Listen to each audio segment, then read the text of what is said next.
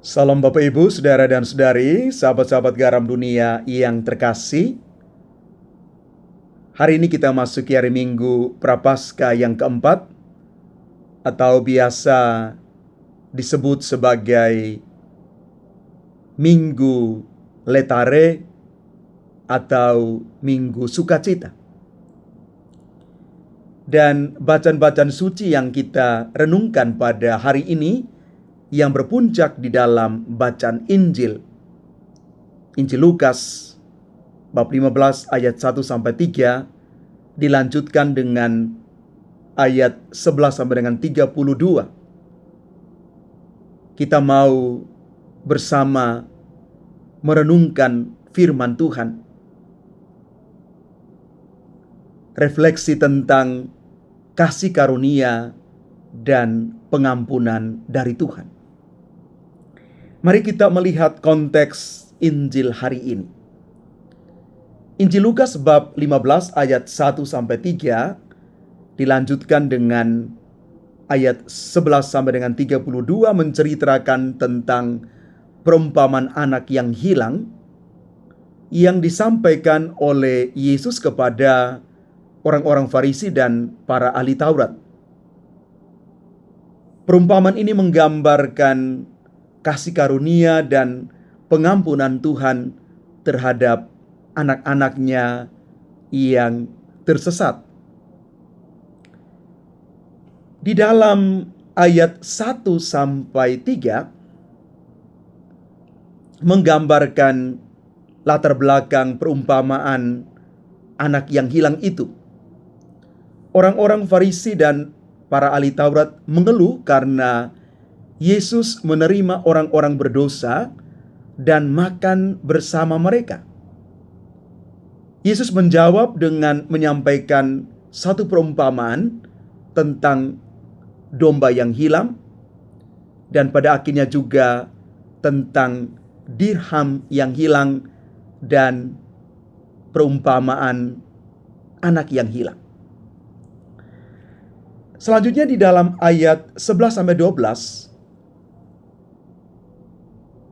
kita boleh diajak untuk mengenal karakter-karakter di dalam perumpamaan anak yang hilang.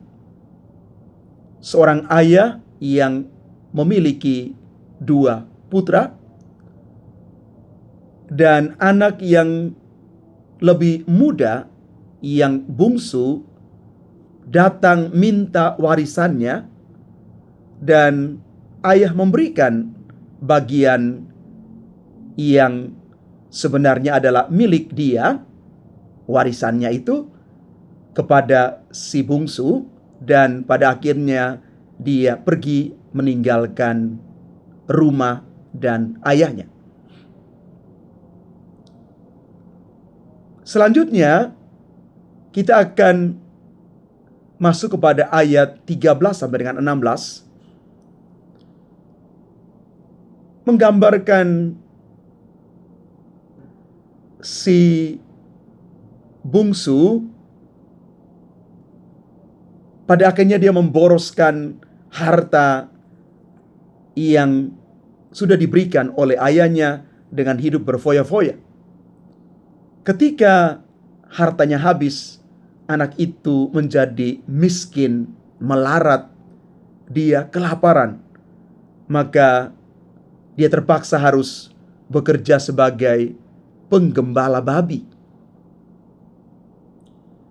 Ayat 17-20 melukiskan pertobatan anak yang hilang ini. Si bungsu menyadari kesalahannya dan memutuskan untuk kembali kepada ayahnya. Anak itu berencana untuk minta maaf kepada ayahnya, dan dia meminta supaya menjadi seorang pelayan ayahnya. Dalam ayat 21 sampai dengan 24 kita melihat bagaimana sambutan ayah terhadap anaknya yang hilang ini. Ayahnya melihat anaknya dari jauh dan berlari untuk menyongsong dan menyambut putranya ini. Ayahnya memeluk anaknya, mencium anaknya. Anaknya itu minta maaf kepada ayahnya.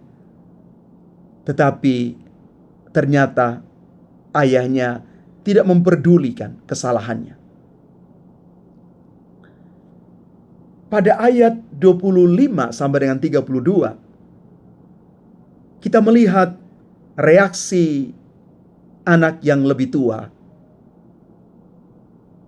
anak sulung, terhadap sambutan ayah yang begitu luar biasa terhadap putranya yang hilang, saudara bungsunya. Si sulung merasa tidak adil karena ayahnya tidak pernah mengadakan pesta untuknya.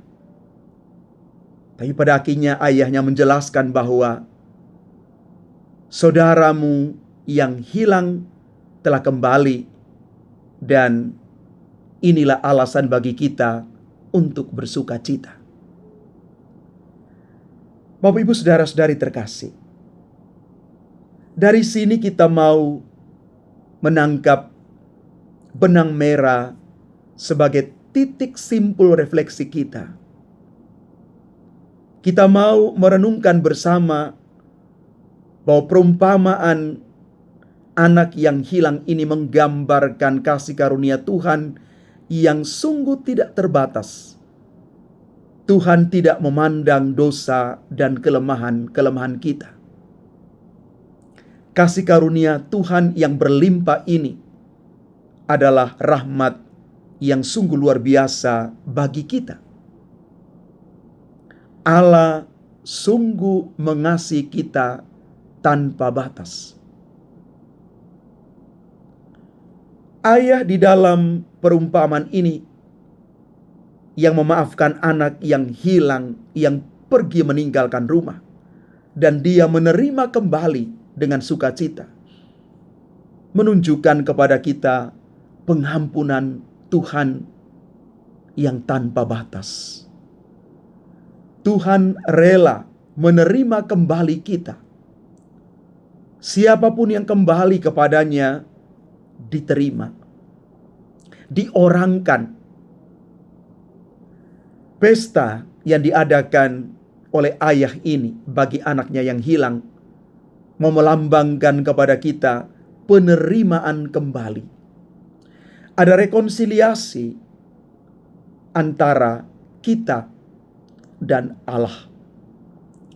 Dosa memutuskan relasi kita dengan Tuhan dan sesama, tetapi berkat pengampunan Tuhan, kita bisa mengalami kembali damai, kita bisa mengalami kembali diorangkan, kita bisa diampuni. Anak yang hilang sungguh menyadari kesalahannya, dan dia memutuskan untuk kembali kepada ayahnya. Ini menunjukkan pentingnya pertobatan dalam hidup kita. Tidak ada yang sempurna. Siapapun pasti punya kelemahan, punya kekurangan, punya masa lalu. Tetapi ternyata pertobatan yang keluar dari hati yang dalam memampukan kita untuk bisa berdamai dengan Tuhan dan sesama. Dan pada akhirnya, perumpamaan ini juga menggambarkan kasih karunia Tuhan yang sungguh-sungguh diberikan bagi siapa saja yang kembali. Tuhan sama sekali tidak memandang kelemahan dan dosa kita, tetapi Tuhan memandang niat baik kita, kesediaan kita, kemauan kita, komitmen kita untuk kembali pulang ke rumah. Kembali ke rumah hati Tuhan yang berbelas kasih. Kasih karunia Allah yang tidak terbatas ini bisa juga kita terima dan kita alami kalau kita mau betul-betul kembali dengan hati yang tulus, dengan kemauan dan komitmen untuk berubah. Karena bagi Tuhan selalu ada jalan untuk pulang. Mari kembali kepada hati Bapa yang penuh kasih. Di sanalah rumah kita. Rumah hati Bapa yang berbelas kasih, yang menerima setiap anaknya yang datang. Bapak, Ibu, saudara-saudari terkasih, semoga di hari Minggu sukacita ini kita boleh mengalami sukacita karena diterima, diampuni, dan dipulihkan. Mari kembali ke rumah Bapa, Bapa yang penuh kasih, hati Bapa yang siap menerima siapa saja.